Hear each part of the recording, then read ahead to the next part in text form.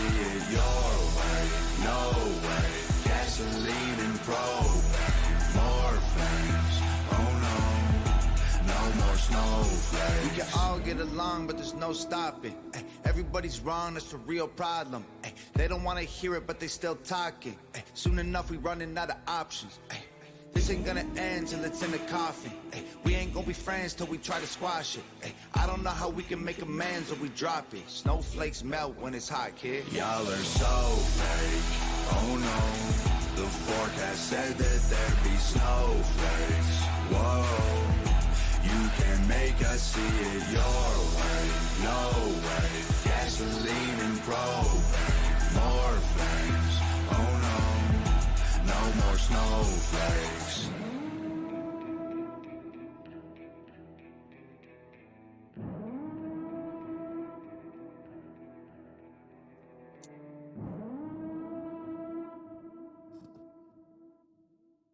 This is Amária Sweet. We're with HeartMind Expressions and the Fab Four. Today we've got Dr. AlexSpielman with us, Soma McClure, and AlexSpielman. And so really quick before, I guess we'll do a really quick run through. I'll do some shout outs, and then Sue wanted to do a little bit of a continuation from last week. And then once I do the shout outs, we'll turn it over to Sue. And then have kind of a fun little idea, kind of like we did last week on interesting facts. I found some interesting philosophical questions that I think will be kind of fun tonight that we'll hit with Dr. Bloom with us. So Savvy Clothing, this is a by women, for women fitness clothing line, women of all sizes, ages. Come on over and check it out. Savvy.com, savvi.com/Soma Fusion.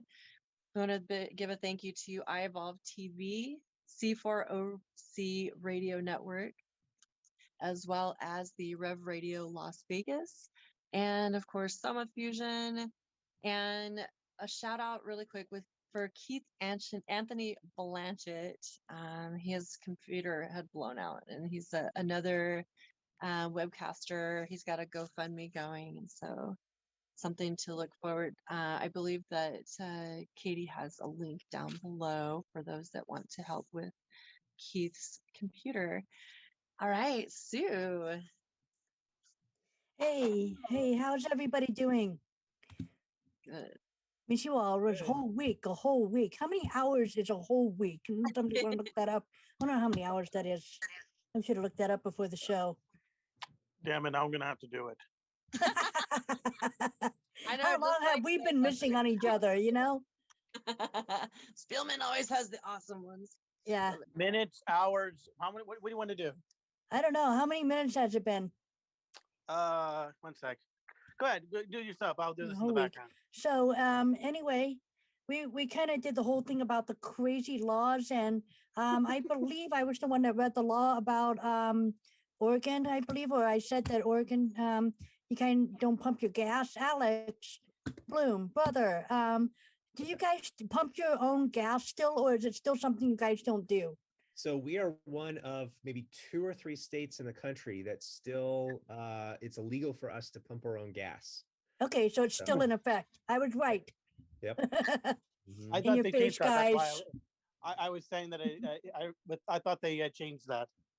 No, I wasn't sure if it was California or Oregon, but I do remember when we were driving through from Mount Shasta that there was one place at least that they were like, nope, just sit tight, we'll get you. And then they just handed our debit card and yeah, they did it all, Yeah. washed our it's windows. nice. You definitely get spoiled. It's been very bizarre spending as much time. Yeah, as I because can especially afford when now. he. I'm like, I gotta do So it myself. 10,080 minutes since we last were together. Okay.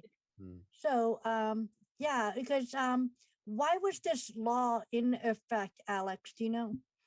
Why With the won't they gas? let you pump? Why won't they have you pump your own gas? That is a good question. I do not know offhand. I wonder if there's Okay. a lot of stealing gas customers at one time. Yeah, I know. Sometimes I'll be at a gas station. This is rare, maybe once every 10 years. And I'll see someone and they actually get heated that they can't pump their own gas. And I'm like, why Wow. are you getting upset? Like, just Well, yeah, somebody else can do like, it you for don't you. have to tip, you know. But I'd kinda I like have that noticed here. a decline, I will say, kind of now that we're on the subject. when I was a kid, you go to the local gas station and it was like the 1950s. They would automatically always wash your windshield front and back. And I remember as a little one, I'd be so mesmerized with the squeegee that Yeah. watching it go back and forth and kind of having it be cleaned and stripped, it was like a Zen moment to watch that Yeah. flow happen. And I remember one year for, I think it was my birthday, my mom actually she bought me a squeegee. I was Yeah. so obsessed with That's those. so fun. I know. And they would check your tire pressure, Yeah. and then it kind of slowly deteriorated from there. And it was like, well, we'll check your tire pressure, but only if you ask. And then it was, we'll still squeegee, but this was maybe 15 years ago, 20 years ago. We'll still squeegee, but only the front. And then from there, it was, we'll do it if you ask. And I think they still have it, because I went maybe a year ago or so, and the guy was bored and he squeegeed my windshield, which was really nice. And I always thank him, when they always have thanked him when they did. But anyway, so yes, to answer the question, we still are not allowed to pump our own gas. Yeah, well, I remember when I was growing up, I believe you could pump your own gas if you wanted to some stations, but they've always cleaned the windows and stuff. And Yeah. I would tease the guys that were doing the front window, because at the time it was normal. Even as a little kid, you could sit in the passenger side front seat. It was fine back then. Now they got rules for that. But Yeah, back then I that's a good sat in the point. front, and I remember I would stick my finger on the window. Jokingly, I was visually impaired, so I can't tell for real if you could see if they missed the spot, but I would joke and I would stick my finger pointing, indicating that they missed the spot, and they would squeegee over that spot where my finger was. You're so I would bad, joke even all the back time. then, too. Yeah. So, That's but funny. I do understand the mesmerizing. I love watching. It's just so satisfying to watch them squeegee and the water would go down, and then you get that. It's almost like they made a contest to get it before the water finished dribbling to the bottom of the Exactly. window, and it was fun to Yeah. watch. And they would do the sides and all that. And back then we had it where they had the spray bottle, and they would even clean all the mirrors and Oh, stuff like that on, that's true. Yep, they did that yeah, to us too. yeah, they did the mirrors, they did the tires and all that. And then that just went away. And I mean, I remember my mom would just, pump her own gas after that. Oh, But it was, but I don't think there was a law for it. I think it was just a service thing. I see. There's just that, it just shows that some gas stations did it to kind of show their prestige, their class. It was the nicer gas Sure. stations that did like Shell and stuff like that. The Phillips 66 gas stations and stuff. Mhm. Some of the gas stations that had, some sort of, I think they made it sound like it was a class, and so I just Googled it. So it said, okay, Oregon first put rules into place back in 1951. At this time, lawmakers decided that only trained service station workers should be able to pump their own gas. Gas station pumps didn't have all the safety features they do today. Pumps were also more complicated than an average person was prepared to do. Now you get Florida man who like smokes his cigarette as he's like pumping his own gas. And then I guess in January of 2018, it says a new law took into effect January 1st, allowing some gas stations in the Beaver State's 15 counties with populations under 40,000 to offer self-serve. yeah, but it was surprising to me, because when I went up to Florida to visit Alex and Vicky, and I remember he was kind of like going, okay, he actually had to put some brain cells into it, to pumping the gas in the car that, in Vicky's car. And, and because he's not used to doing it, it was not a thing. And I'm going, wait, you're not used to pumping gas? You've drove for how many years and you're not used to pumping your gas? I mean, it was an odd thing for him to say to me anyway at the time. I'm not trying to put you down or anything, but I'm just saying, I still am that way. Like if it's been like it feels weird. A few months since I've done it, I'm like, okay, wait a minute, I gotta put the thing on and and you're going through the order of it, and then I always have this irrational fear that I'm somehow going to mess it up. Oh no. Yeah. Yeah. So. And I see that with him. He acts like it's this complicated operation that he dreads having to do or something. And it would just be easier if somebody else would just do it, kind of thing. Right. Running Exactly. through his head, but he has to do it, in Florida. So I'm just pointing out that. Okay. Plus, Well, I have that's this awesome. like OCD things about my hands being clean, and so it's always cumbersome because after I finish, I'm like, oh, I need a wet wipe. Yeah. Right. Well, there's that blue solution with the squeegee. No, I'm just kidding. Yeah, exactly. I'll just drink it if I'm thirsty. Yeah. So lots of fun stuff. That's really cool. So these questions are pretty interesting. Just kind of thinking today, like, I like that we've had some interesting ideas thrown at us for shows. And so I wanted to continue forward, and I just kind of typed in, all right, interesting topics to talk about. And this thing had like 100 and something of them. So I was like, all right, scroll, stop. And then this is kind of where I landed. And I'm like, wow, considering what's being released and what's coming Good out idea. technological, I think this really is fitting. Kind of where we're going into this 5D world. Yeah. Stuff that I'm experiencing myself coming from where I was raised religious and now I'm non-religious, spiritual. This first question has kind of raised some eyebrows for some people because some people, choose to continue to be traditional. I'm more non-traditional. My partner and I are choosing kind of a, I guess, what do you say, the common law marriage type thing. But this question says, does marriage as an institution need to be updated, or is it fine how it is? Because I've got my own comments to make, but I kind of want to think about it with everybody. Yeah. So, Dr. Bloom, what do you think as far as what you've noticed psychologically, I guess? Yeah.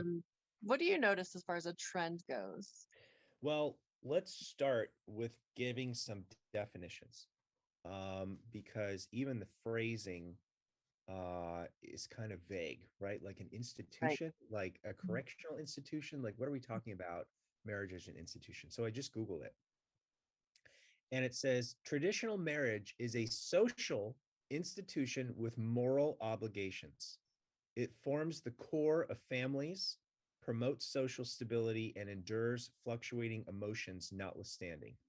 The most important community within a virtuous society is the family, and the core of a virtuous society is the institution of marriage.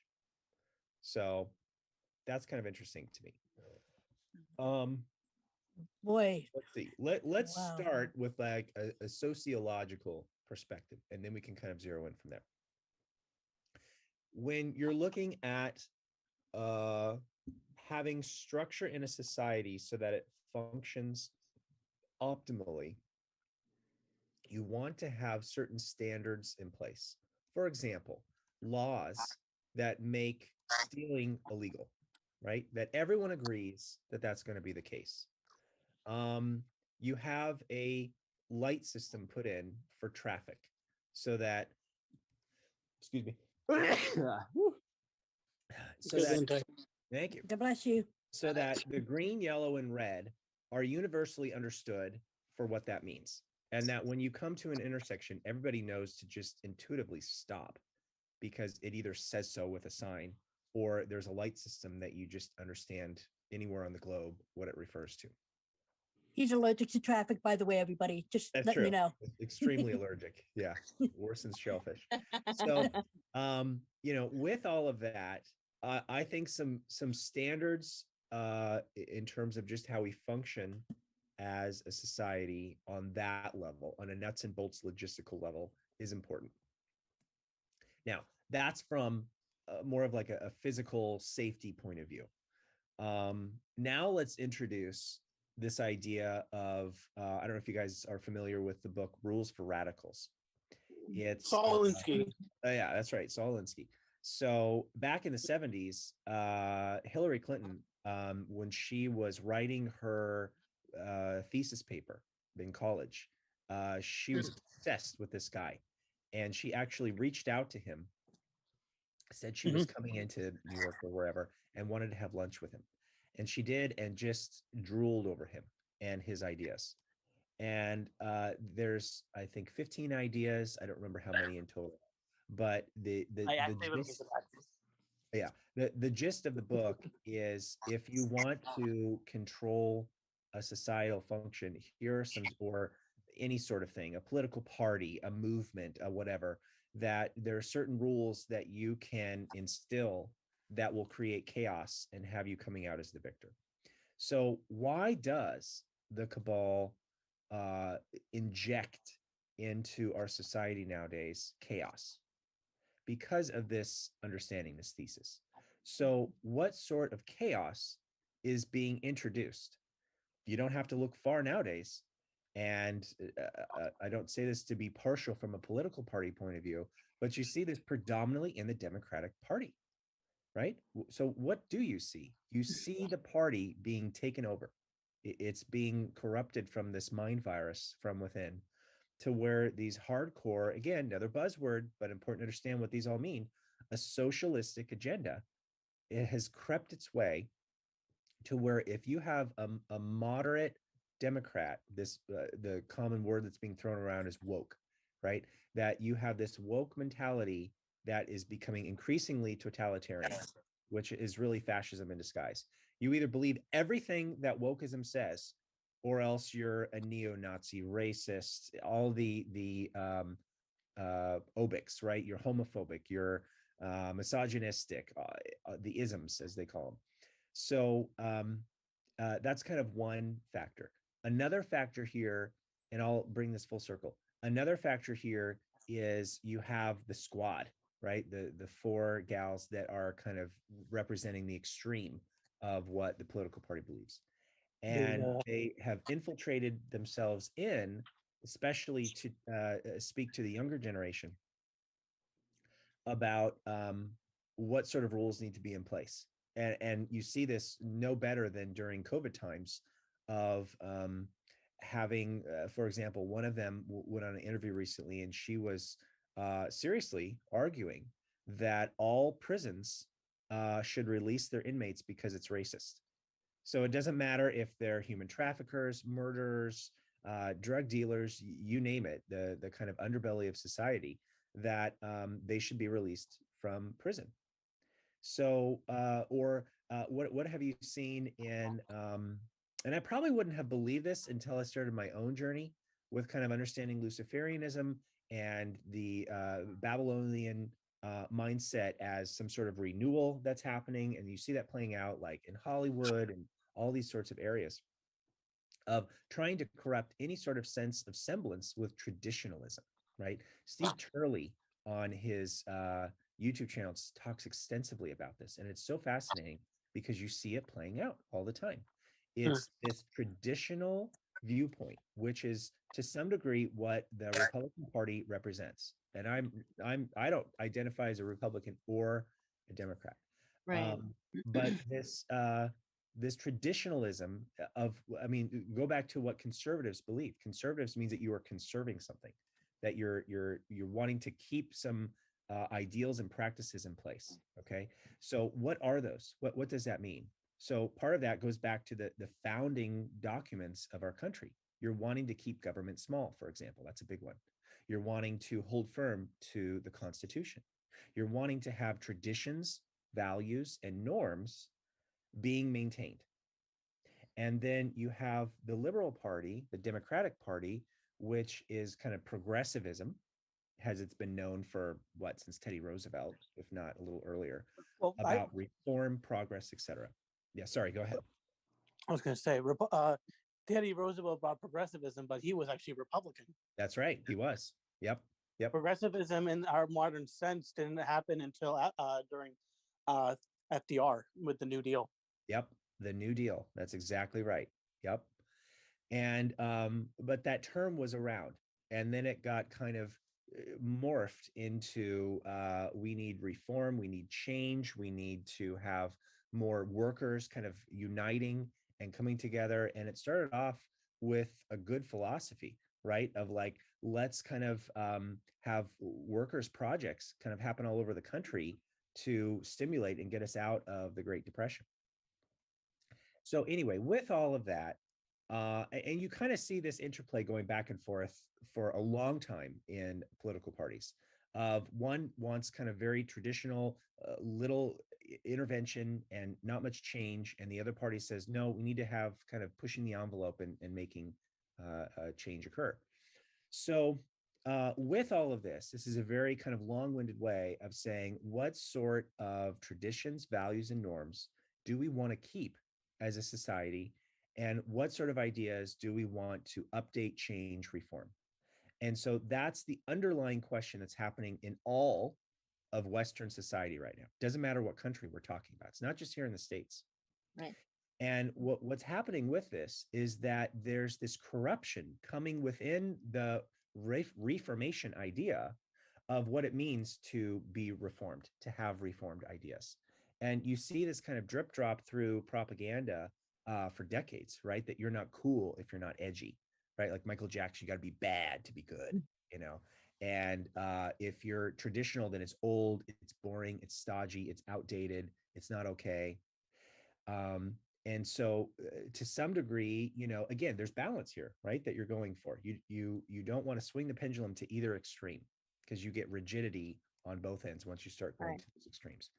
So anyway, so if we go with this kind of message here about the social institution with moral obligations, that I think what really we're getting at is this understanding of values, right? This is what I talk about with my clients all the time, is values. This comes from a form of therapy called acceptance and commitment therapy. What sort of values do you want to live by? Your values is like your compass of how you live your life. So it's different from goals. Goals are, you know, specifics of what I want to achieve, et cetera, where I want to get from A to B. Values is who am I as a person, and what ideas do I hold firm to while I'm pursuing my values? And what we know very clearly from the research is that when we live a values-based life, which means that we're acting in accord with doing what serves us and what feels true to us, that we're going to feel more authentic. We're going to have a greater sense of happiness because we're being true to us. And that's going to be different for everybody.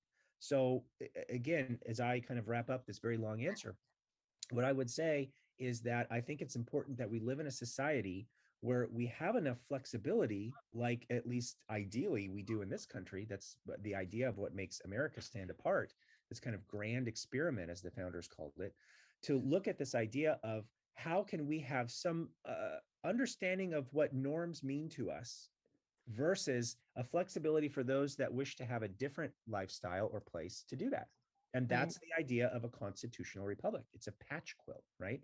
That if Rand Paul was talking about this the other day when he was on with Ruben, he was saying that if you want to live a certain lifestyle, that you can do that very openly in, let's say, California.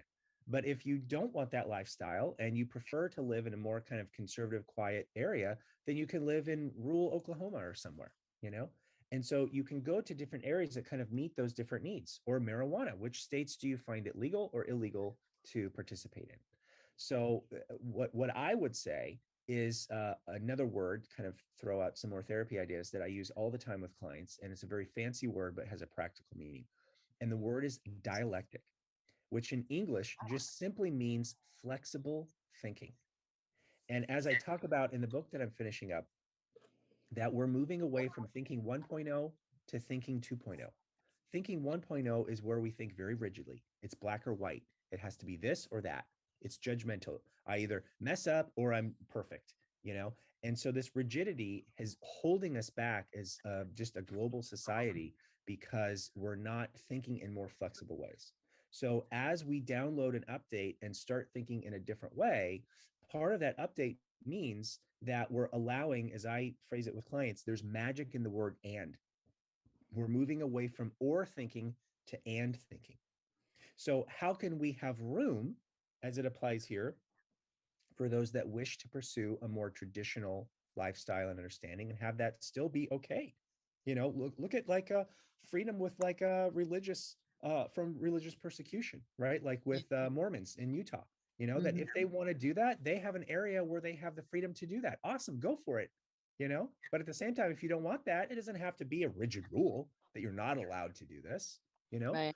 So, Because I live in anyway, a very those are my heavily thoughts. urban populated area. I choose not to participate anymore. I'm actually excommunicated. Oh, And it's interesting because at first I thought it would be really crazy, but life goes on. There's been a few snags here and there from divorce, but who doesn't go through bumps? mhm, So yeah, I like yeah. that. I like your response. That's really cool on really going into the institution of it. I guess I would be more on the liberal side than most people, just because I am a moderate, like as far as more in the middle, but I do lean slightly left, just Mhm, because understanding. I've been through a couple of very rigid divorces, then leaving a religion where I was basically treated like the man's property, mm, and it does hurt you very much financially. So like I think me personally, just from what I've gone through my own gnosis, I think that if there's children involved, there does need to be some sort of contract to make sure that they're safe, they're taken care of financially, their health is taken care of, whatever that needs to be taken seriously between the parents, yeah. and if a mediator needs to be done. Mhm, um, as far as spousal, if there's any money involved, which there always is, at least be smart enough to get some sort of, maybe do a contract between each other. Marriage contract, I'm weird about the draconian contracts anymore, so I don't like to do those. We're talking about doing our own kind of spiritual hand fasting or whatever. But like for instance, we've been living together for about a month, and if we had a contract with the government, I could add him to my insurance policy.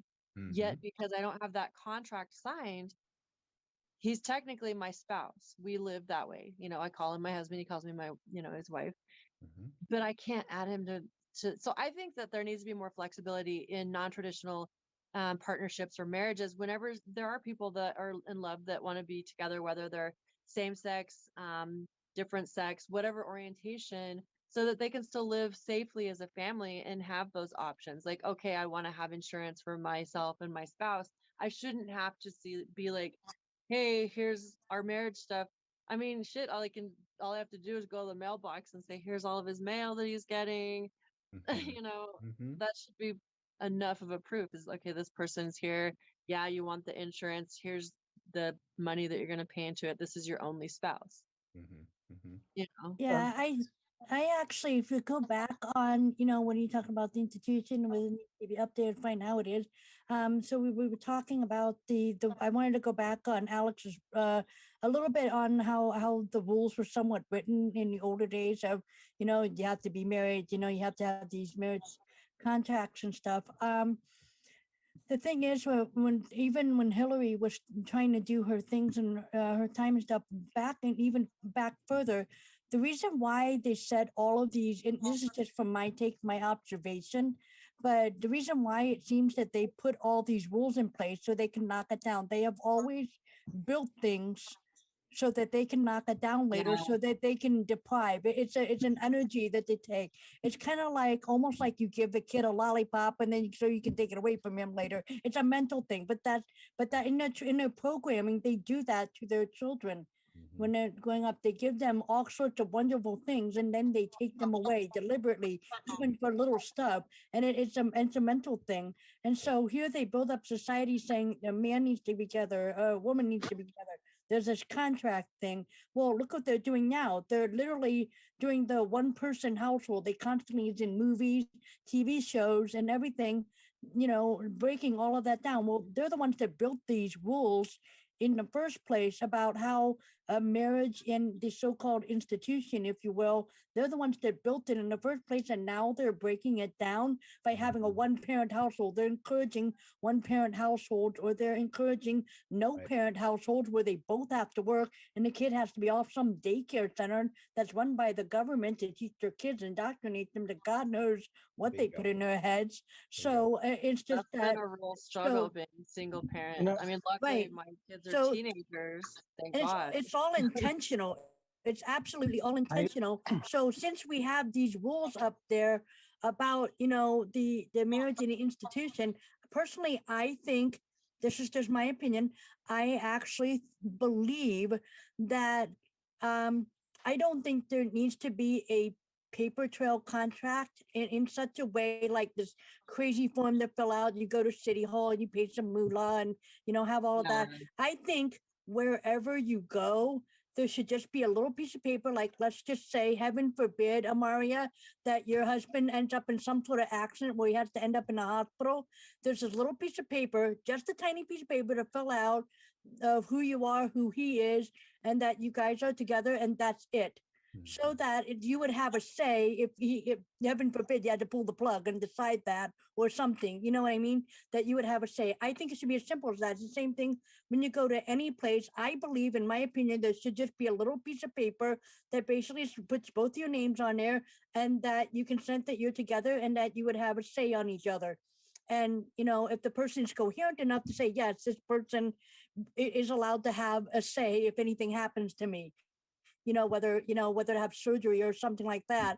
And there's just not just talking about medical, but anything.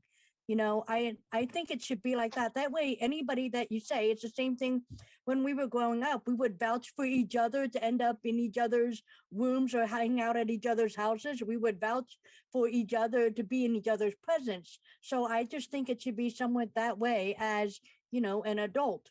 I don't think there needs to be the whole wackadoo ceremony deal if you don't want to do it. I mean, that's the updated that I think should be done. Maybe. I mean, I as long as it's not something that could, I guess it's just I've been in secret groups. I've done magic. I get it, And Yeah. so that's where I'm like, okay, a lot of times those little pieces of paper have magic in them. And Well, I'm believe not it. talking I've about seen a it, contract. I'm not talking about a contract, though. I'm talking so like about that if not making you it a end up, contract. I'm But just talking about a contract. I'm talking about if somehow you or him ends up in a hospital, you're coherent and you say, hey, these are the people that are allowed to come into my room to see me. This person right here is allowed to have a say in case somehow I pass out and I need heart surgery or something. This person right here, that's all you need to say. well, Is maybe what I'm saying. making like a living will or something No, that not way. that. Not you're going you're going way big. You're going too big. I'm talking about call the the minute power you, of attorney. no, you're Right. going still way too big. You're still going way too big. You're going too complicated. I'm thinking far more simple than that. I don't know if Alex Even like say for Bloom- instance, my husband decided, hey babe, why don't we go ahead and do a thing, yada yada, and we just write down, okay, this person is my husband. I'm choosing this person as my spouse, and then I sign it and date it. And then basically that's fine. But I'm even talking about much smaller than that. That if you one of you two, and I'm going way smaller than that, okay? This just allows the hospital staff to know who you are. That's it. That's all I was Mhm. talking about. I wasn't talking about So like anything an crazy emergency or big. contact form. Not really that, because emergency contact form wouldn't have any power whatsoever. Not so much as Well, that. I'm talking about retooling that to say these people are allowed to Yeah, make kind of. medical decisions in the case I'm Yeah, incapacitated. exactly.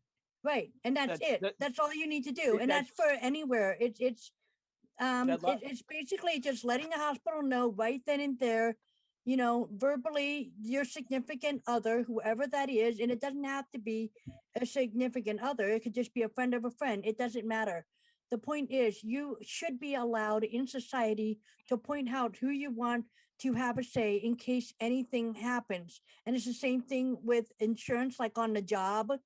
If Well, then, something yeah, I happens think on the job. that's But actually it really shouldn't good have to then. be all legal. You don't have to go to court. You don't have to have a judge with it. It's on a piece of paper, just simply saying, I want, if I die, this person gets all of my stuff. If that's Well, yeah, going to that's be very usually that would what be a very power, difficult to do. without that's all what the a power of crazy attorney does. will court. Yeah, but that's, but I'm just saying that I'm not It talking might about actually be crazy forms smart that to you have just to fill teach out. people, might be Yeah. smart to teach people how to do something like that, like a power of attorney, just in high school, just say, hey, why don't we teach people to do a type of a power of attorney so that way, and then update it every couple years or something so that you've got, I like that. Yeah. yeah, I think that maybe I- that would be maybe a smart type of regulation, not push like you're going to have jail time, but we suggest you do this just for your own safety and your own well-being with your family. I think that would be a smart thing to encourage. That's a really cool way to look at it. I know it took me a sec to kind of wheel around what you're talking about, but I think that is kind of a good idea. I think we could all benefit from being more prepared and having. Kind of makes me want. I'm gonna write that down and I'm gonna make my power of attorney. Why not? But it speaks to a larger idea, which is, and I talk about this all the time, like with clients, like we learned the Pythagorean theorem. We learned what exactly occurred in the War of 1812, or the who knows what, all the random facts that we learn in school. Yeah. And we're forced to memorize those and whatnot. But how practical is that once we graduate? And if you know about the Rockefeller kind of school system and how that kind of changed things in order to create good workers, then it makes sense. But my point is reformation in terms of like logistical, practical information, just like what we're talking about here. With that, everyone who graduates high school understands the bare bones of the importance of making a will, of having a power of attorney. What's involved when you buy a home? How do you balance a checkbook? Changing a tire, all those sorts of things that we go through in our everyday Pumping life. gas. They used to teach us Gas, that stuff right? in Yeah, school, exactly. No, right? I'm sorry. I'm sorry. I know I'm being mean. Okay, I, but I actually would rather call this the nightclub clause. Because when you go to a nightclub, if I went to the nightclub with you, Alex, just you and me go to a nightclub, all I have to say to the bouncer is, he's with me. That's it. That's the end of it. It's just, and it's, you want it to be almost that simple. You just let people know this person is with you. That's the end of it. There's no ands or buts. There's no, you need to give a shitload of details and stuff like that. You just say that this person is with me. And that means that you have a say within what happens to each other. That's it. yeah. It doesn't have to be a crazy contract. It doesn't have to be something you fill out, take to court. It doesn't have to be, it shouldn't ever have to be as ridiculous, because what if it changes? Heaven forbid, Amária, if something happened between you two and it didn't work out or something like that, and eventually you meet somebody else, all you do is just say, okay, this one didn't work out, and you just write a new one, and that's it. There's not, I'm sorry about that. But, it's just that you don't need all this courts and regulation to make it work out. It causes a lot of, when you do the traditional paperwork and everything, you have to have court involved, you have to have a judge involved, you have to, I've been through a divorce. It's messy, it's There's a lot complicated, of it's fees. expensive, and you should, what I'm trying to say is it shouldn't ever be that way. It should never be that way. That's actually kind of funny you mentioned that, because that actually kind of leads into my point of view on this marriage whole conversation. Actually, I'm probably gonna be biased in saying this. I'm a lot more conservative on this point of view. That kind of just comes with the territory with what I've done. But I actually see marriage in a way where it is a contract itself. Doesn't mean it has to be a contract with the state. Doesn't mean it has to be a contract with a religious institution, but it is a contract between the people being wed at that point in time. When they say for richer, for poorer, for death do us part, it should be for richer to poor, death do us part. It shouldn't be something that you look into haphazardly and you can leave just because you didn't like it. Just because, I wasn't feeling like that. I was not, or you're all of a sudden you're not that person I used to love or stuff like that. No, you made those vows for a reason. You signed that. You signed that saying you agree to that stuff. You hold to that vow that you put there. Otherwise, what's the point? Right. Why say those things? But then again, and he and I have made those vows to each other. We don't see the point in having to go through and bring the government into it and a religion. Exactly. Into I don't. It. I agree. I agree. There's no reason for Uncle Sam to be in there. There's no reason for the church to get involved, because at the end of the day, they have no say. Yeah. Okay? They weren't the ones that put you together. To be love and a commitment. I mean, we have values that are matchable. This is why I went to Jonathan Asley as a relationship coach, because I wanted to do it right this time after 2 divorces and several failed relationships, as I like to call it. You That's know, cute. it's like, I was like, I want a companion for the rest of my life that I'm going to cherish, that's going to cherish Yep. me, that, and, he hasn't had kids, but I'm going to say this, he is one of the best dads to my boys. Oh, I love seeing what he does. And, in the past month, I know I'm like, this is my Cancer and Venus coming out. So yeah, I got tears, but it's because I really truly feel very loved, very validated, mhm, very supported. And I don't feel like I have to grasp for it. It's right. like, it's there, Natural. it's And easy, that's it's how it special, should be. it's Exactly. beautiful. Yeah. And it's like, Yeah. I don't have to worry that he's not going to be there. I know he's Yeah. coming home. Right. And it's like, That's for Right. me, that's the most beautiful thing I've ever had. And I That's right. didn't have to go to get a license. All Mhm. I had to do is say, I love you Yeah. and I want to be with you and I'm committed. And he's like the same, basically.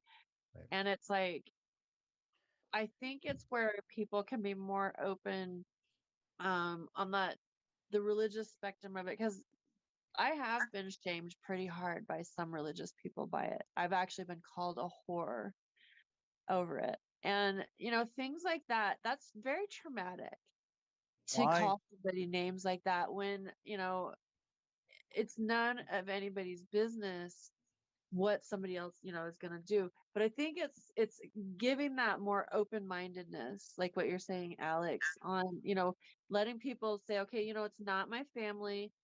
People are not being harmed. Let's let people live and let live in a way that there's more peace. Because I think that there's so much Yep. upheaval on what has to be right or wrong, like I that black or white thing.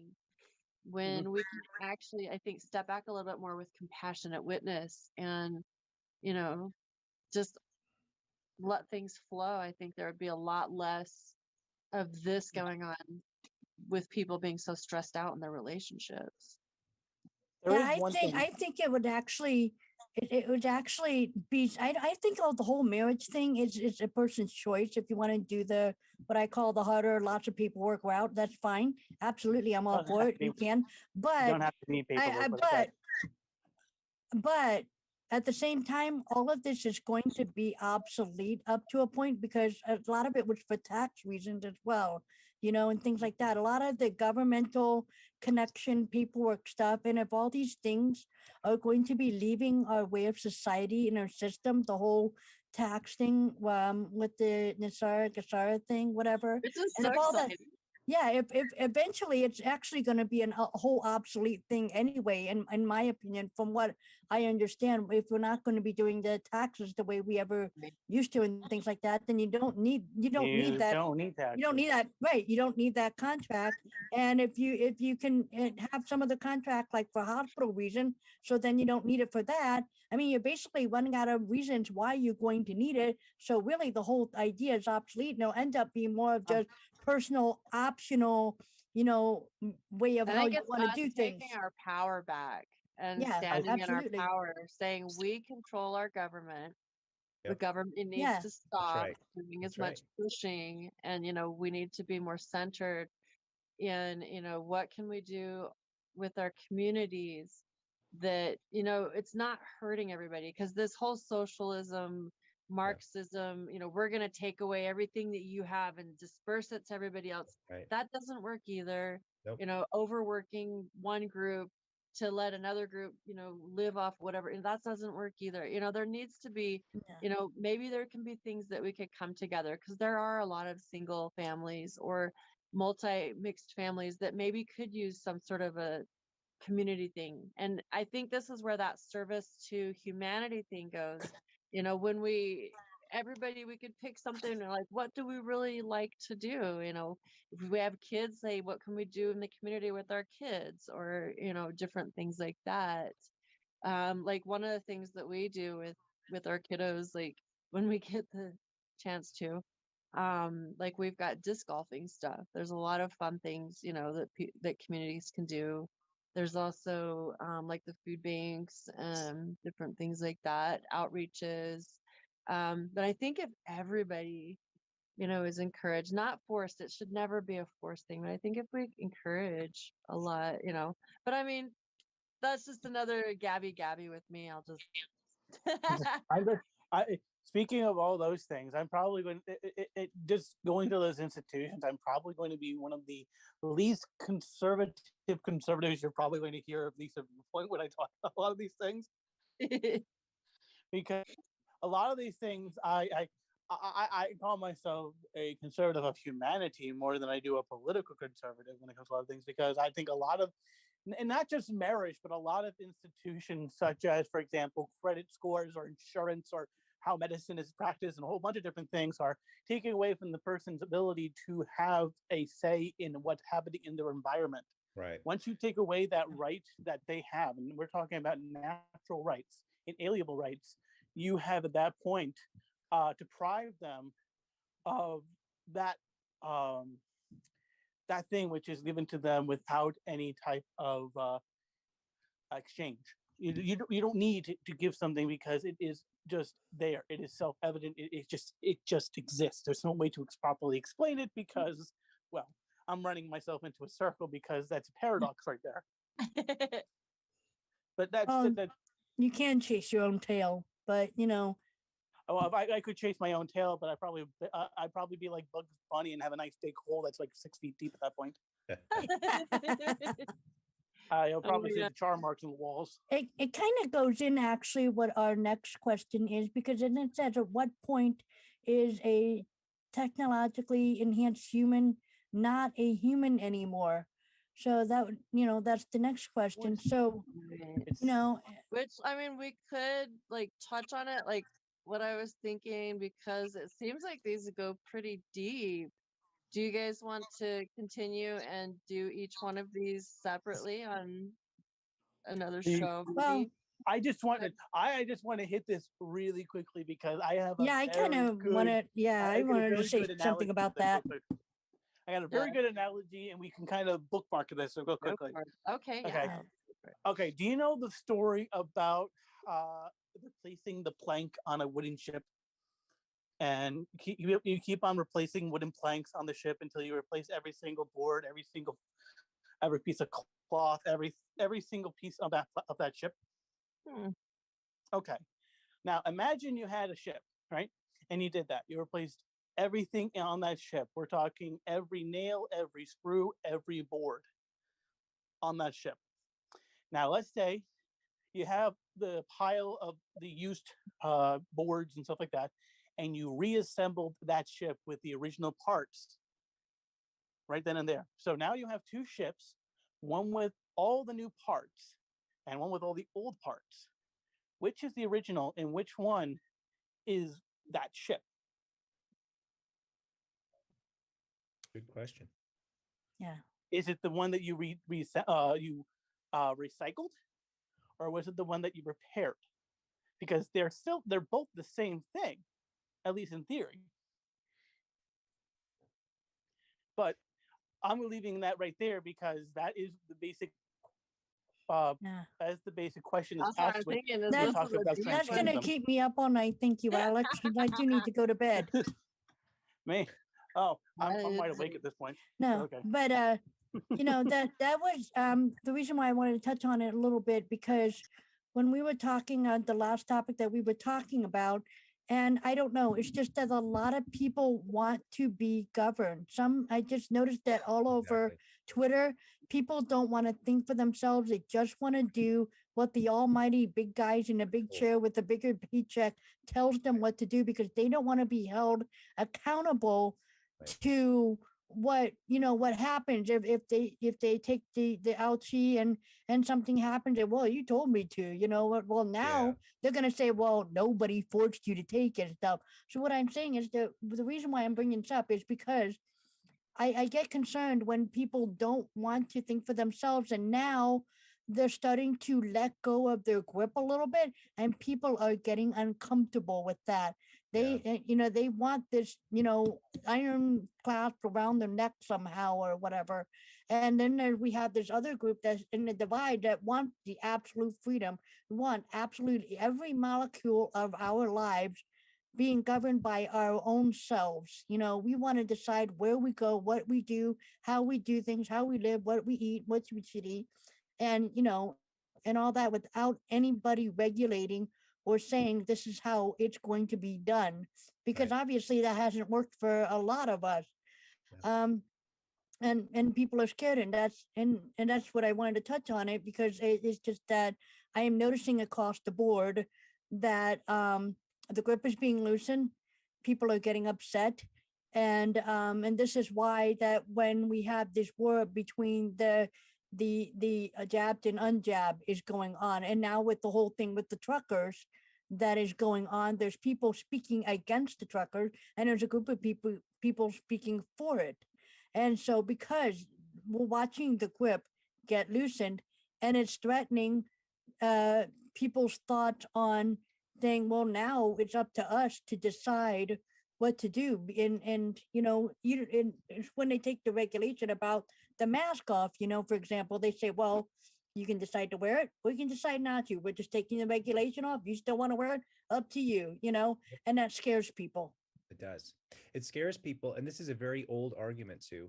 This goes Yeah. back to the founding of the country, right? Are we going to have King George put these taxes and tariffs on us, telling us what to do with British colonial rule from God knows how far away?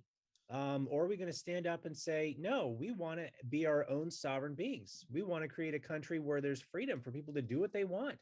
And if they want to do things in a certain way, they can. If they don't, then it's a free country. Remember that phrase we used to say as kids, right? So that's Yeah. what's happening now with the truckers.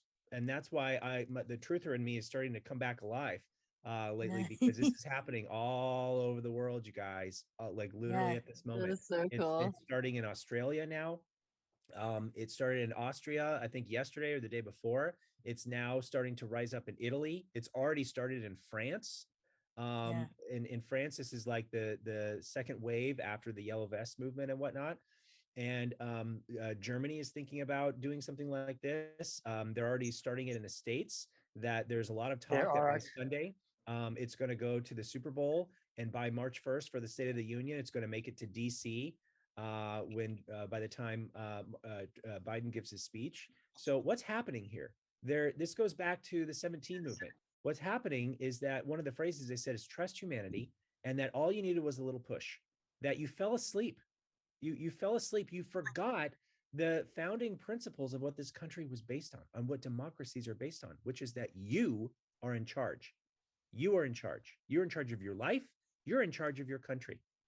That you have people that represent you that go to Washington, D.C. or state capitals, et cetera, but you are the sovereign being. And it's a collection of yous that own and run this country.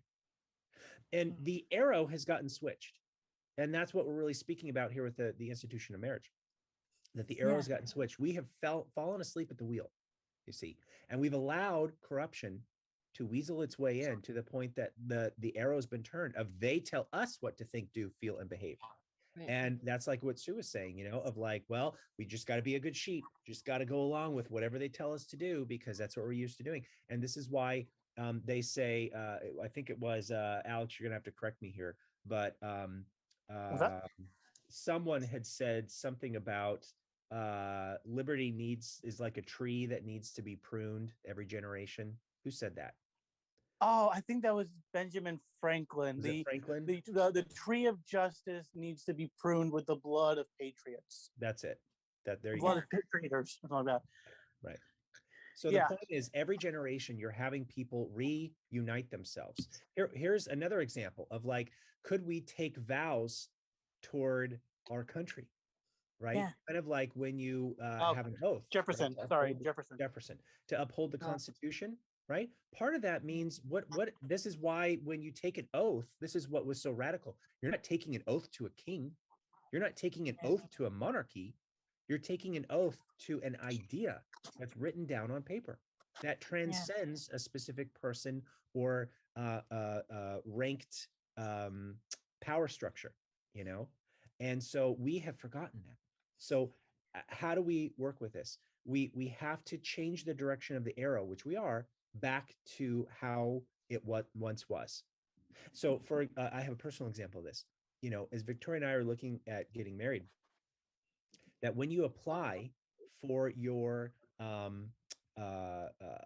Citizenship, whatever it's called, yeah, you The the apply marriage marriage for license or citizenship? Which the one are you? marriage license. When you Okay. apply for your marriage license, Yeah. you have a small window of time in which to have the official ceremony for you to get your license. Why is that? Why is that? Why does the government have to tell me when I have to have my ceremony? No, it's It should stupid. be the other way around, Yeah. Yeah, right? it should be the other way That I'm around. going to have a ceremony whenever the F I want to have it, and I'm just Yeah. going to apply, whether if it's before or after, it should matter, and be able to Yeah. say, here's a reflection of what the vows that we made, not to you, not to anybody else, but to God, to ourselves. Yep. You see, that Exactly. is what the root of it needs to be. So what we need Yeah. to do, and this is what Trump was doing, we need to cut back the regulations, take off the red tape. There is one poignant moment where he had made a physical demonstration where he printed out all the pages in road construction that the red tape, if you will, that he had cut for regulations to be removed in order for things to happen more swiftly. And he printed out all the documents, tens of thousands of pages, and it filled up this entire room. And he goes, this represents the amount of deregulation that we have cut, the pork, if you will. Yeah. And that's what needs to Yeah, continue yeah, to two happen. piles. It was really, really nice to see. He had the piles of the whole regulation caboose and everything, and then he showed the cut down pile, That's which right. which was a fraction Yeah. of what the main pile was, you know, and he I think it actually had the red tape. And yeah, that was really cool to see. I think But it was. I think the ratio was 10 to 1. If I'm correct. It was very Wow. high.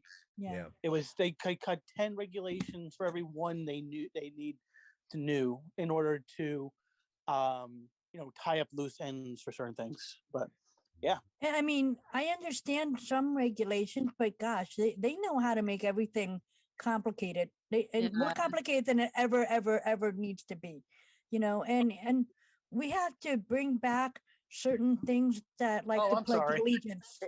it was. You know, The policy was called 1 in, 2 out. yeah, one in, two out. Okay, But still, that's still significant. yeah.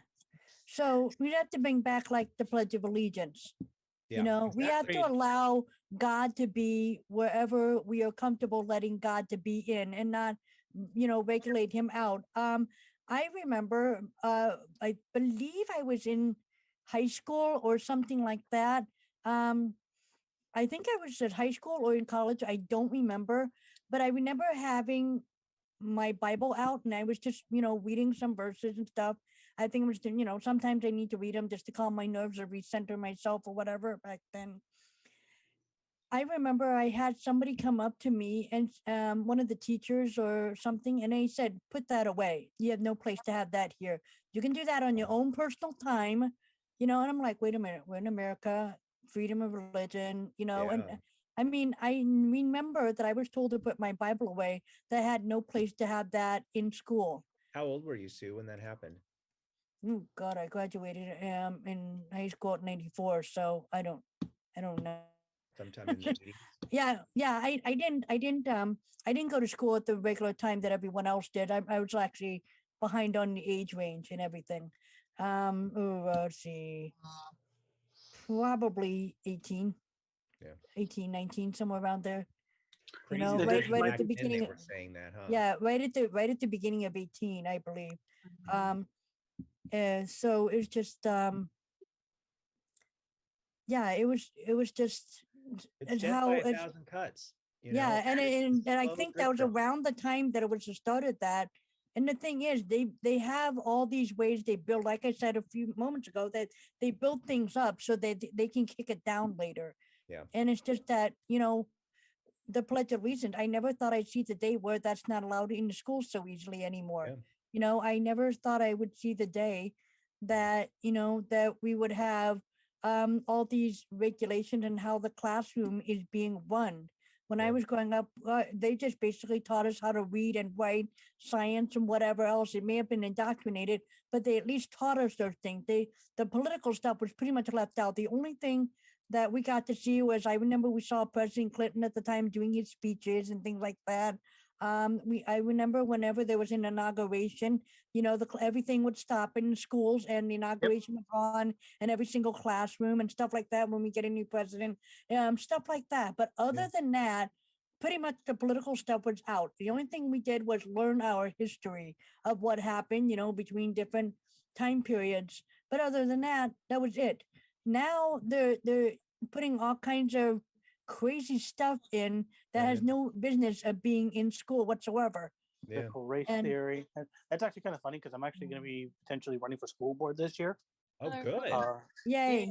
But you're talking about like critical race theory, Common Core, what's it called? Social emotional learning that they're introducing, which is, and I'm going to try to be respectful to the LGBT community with this because it's they're trying to loop that community into this thing to make it sound like it's inclusive to that particular community, which in this case it's not. They're using it almost like a scapegoat, almost like a plantation when they say it, right? It's kind of like when they talk about Black Americans and how, oh, you have been oppressed because of X, Y, and Z. Well, social emotional learning basically does the same thing, except you replace a racial group with an orientation group. You have been oppressed, you have been questioned, you have been, crushed by the establishment because fill in the blank.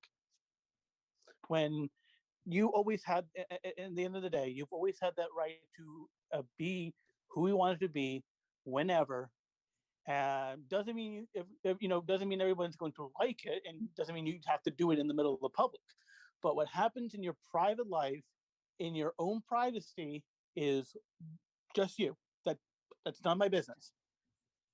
But if it is it's compelled or forced upon children or young adults who do not want to entertain these things, then they shouldn't have to. Yeah, it's interesting that they picked a personal type of food, pizza, in order to do something about a sexual preference of something, whatever that school project was. That was really annoying to see. But like I said, it has all these crazy indoctrinated stuff that is going on. As long as you're not hurting anyone, and you're doing it for anything at your own selfish benefit, people should be allowed to make their own decision how they shouldn't have any crazy mandates and things like that, like what they're making the poor kids wearing the face diapers, but all the other adults don't really have to worry about it so much. They want to drop it everywhere for adults, but in school, kids, yeah. So, I mean, these are the things, and it is stressful on society because people like me, we are having to rearrange our lifestyle so that I can homeschool, and it can take a toll on us. So then I'm more than happy to teach my daughter things, but just day in and day out with it can get rough. Well, I just wanted to summarize a lot of the stuff you were talking about, your Bible and reading scripture and stuff like that. There actually is a verse that I think works very, very well here. And that's Matthew 7:3.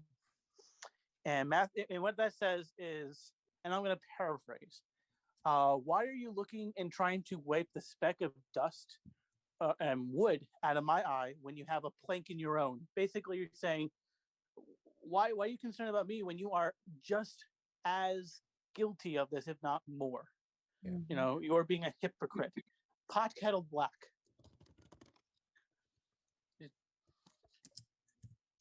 Oh yeah. It's these. I don't know why these civil liberties.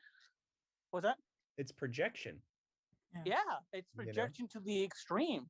Because right? what this is at the root of it is what we all know, which is this is fascism being disguised through the clothing of this woke liberal, point of view, this extreme leftist mindset. Yeah, just because you put a reason behind it doesn't make it right. Exactly. And you, And you Or an now excuse or whatever. you have to believe this. You have to teach this. You have to go along with these laws and principles and guidelines and whatnot, or else right now it's going to be shame. You're racist. You don't care about the environment.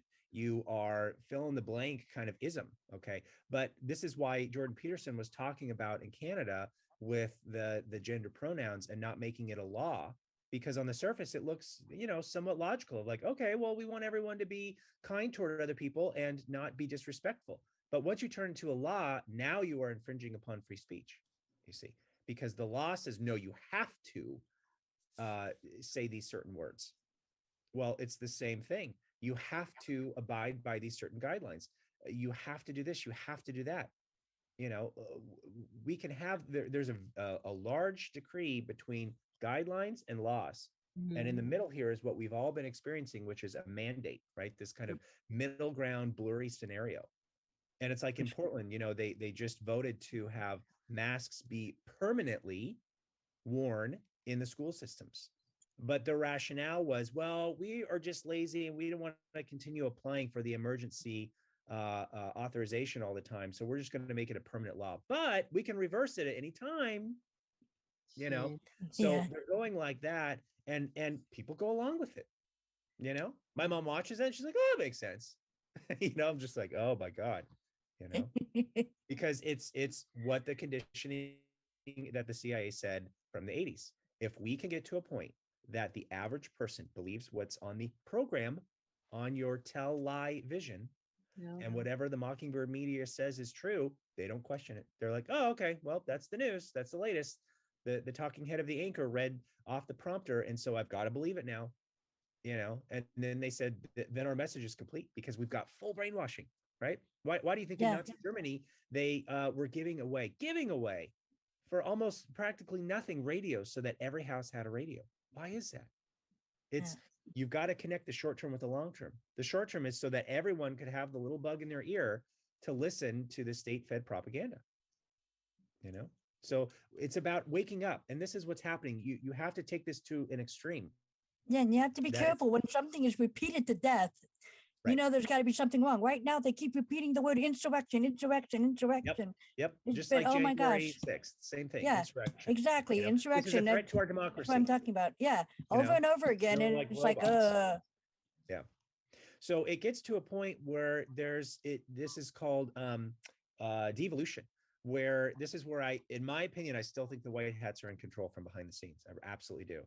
That they have devolution, to push this kind of structure that's supposedly in power to the extreme, to where they're falling off the cliff. Now, Biden was going to literally give crack pipes to the communities, saying that if he didn't do that, it would be racist. This is an anti-racist. How is giving crack to society?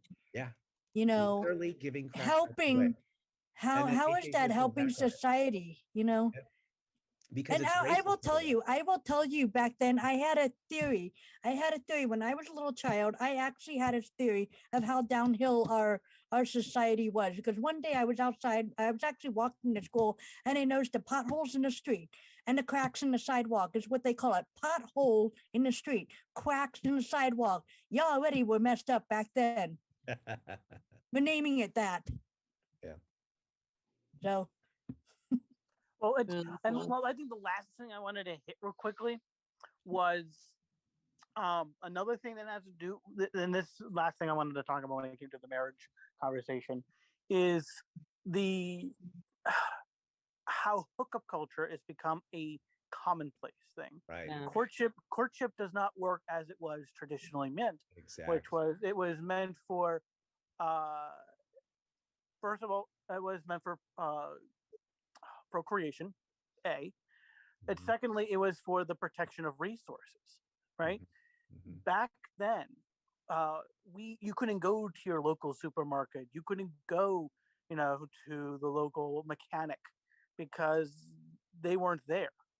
You had to do a lot of things by yourself. You had to have your this idea of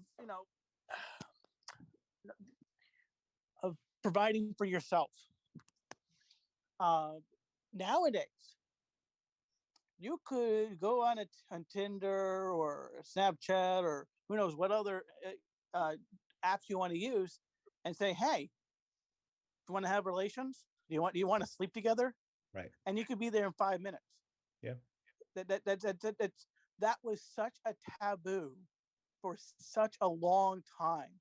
Mhm. Most people, if you talk to people who are 50, 60, 70 years old, those people would have they would have told you that was considered such a horrendous thing to do. You have basically soiled yourself amongst society. Mhm. And yet here we are doing that, allowing that stuff to happen. So now we have to change, now we're talking about changing, what marriage is. Well, Right. first we got to figure out, what does it mean to have a relationship? What does it mean to love? What does it mean to care? What does it mean to, That's right. do all of these things? You know, we can't do step F if you don't understand A, B, C, D, E, because all of a sudden the idea of the nuclear family is not feasible if you want to add these other things. Yeah. I agree. Just having recently been on a few dating sites within the year. Um, I guess not this year, but 2021. Yeah, I I got a big slap in the face at first, just because being a noob back in that, but it was a lot easier. I mean, I was approached by several different types of swingers and non-swingers, and it's like not quite what I was looking for. But what I really, really loved, because here I am, here I was at the time looking at, okay, I want to have a partner, but how do I meet somebody? Here I am, an introvert. I didn't get out a lot. And I really loved how narrowing down what really are my values. Really had to discover, what are my true values? What do I value the most in life? And then, does this person that I'm interested in value those same things? So are we compatible with our values? Are we compatible in how we understand nutrition, religion, medicine, politics? If those things are okay, do we have a combinable lifestyle? Yeah. Which finally, yeah, I did finally meet that person, but I had to basically weed out several. And Mhm. just with my own gnosis, I've learned a lot, and I had a lot of heartbreak. I think that something like that would definitely be an awesome curriculum adder to school, Exactly. I was just thinking There's that. because actually there's just actually a learning how to meet strangers and get to know a stranger in a way that's healthy, safe. That's Are right. we compatible? Are we not? And then, like Jonathan Asley says, before we get the sex thing, are you compatible? And that's what a lot of people, um, struggle with. And then there are those that, are poly and they want to have those relationships. And that's great for those people. I Yeah. encourage, those that are doing that, make sure you're safe. Make sure, are you asking these people, their health history? Because if you're going to be getting in the sack with more than one person, you're going to want to know, what kind of temperament does this person have? What kind Exactly. of lifestyle do they have? Because spiritually, energetically, physically, all of those things can be transferred. And I mean, just like Dr. Bloom has talked about several times, on the show, energetically. Mhm. I mean, this could go Yeah. out to a whole nother conversation, which I'm gonna go Yeah, ahead and. and I mean, society has changed actually so much, because I remember when we were growing up, what they tell you: don't talk to strangers, don't get in the Right. car with strangers, Yeah. don't Yeah. go anywhere with And here strangers. we are with What do you think Uber. with Uber and Lyft? What do Don't you take think? candy with strangers. Yeah. Let's go Oh, have a I stranger know. pick up our groceries. Oh Yeah. my gosh, the candy with stranger thing. I was trying to teach her, my daughter, that one, and then all the it was, I don't know, it was a ridiculous question. Maybe I wasn't thinking twice, but we were in a cab to the bank, and we were waiting in line, and I was giving her the lecture about, don't take candy from strangers, don't talk to strangers, don't do that. What do we do? By the time it was our turn, the lady behind the drive-through, the bank teller said, "Hey, do you want me to give a sucker to your little girl?" Right? It's like, There goes my lessons unravel, Mhm. oh shoot. But there's a little exception to the rule. If the parent is there and it says okay, fine, But still, the point is though, how do you know if the candy hasn't been spiked with something? Right. That's But anyway, that's the- kind of a scary oh, I know. thing. But society has changed, and it used to be so trusting. And I think some of us can even attest. We're old enough, those who are listening, to walk to school at the age 5 and 6 without a problem. I walked to school at a young age, and it was like 4 or 5 blocks, but I still walked to school by myself. With my daughter's age now. Now we can't do that nowadays. I mean, everything has changed to how do we get to how people change to the point to where it's not safe to have her, walk up to 7-Eleven by herself or something like that, and just give her a few shopping lists. I remember Or that ride your used to be a bike around the thing. Yeah. neighborhood. Right? Yeah. Come You home can't at have dark. that. Everything's changed.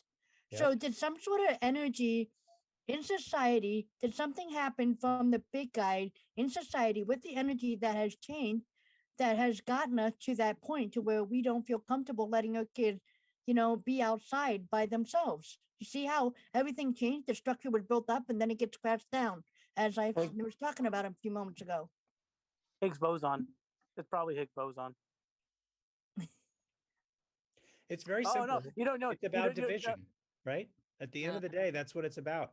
It's about how can the power structure of the elites sow division into us to where we're distrustful, where we're not banding together, where we're divided, because the last thing they want is exactly what's happening now, like with all this trucker movement.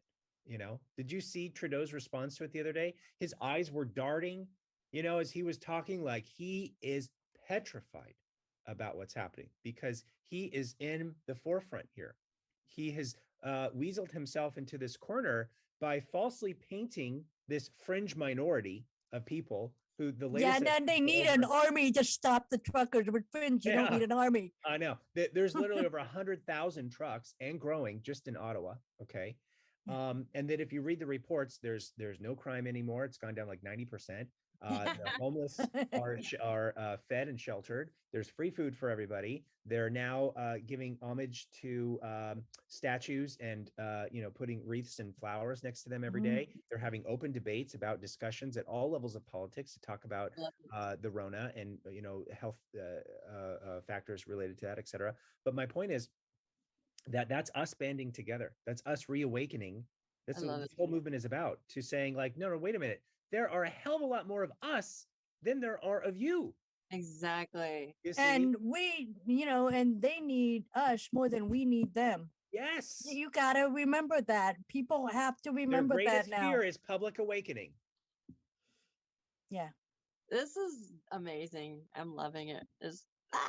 Everything that's unfolding is so cool.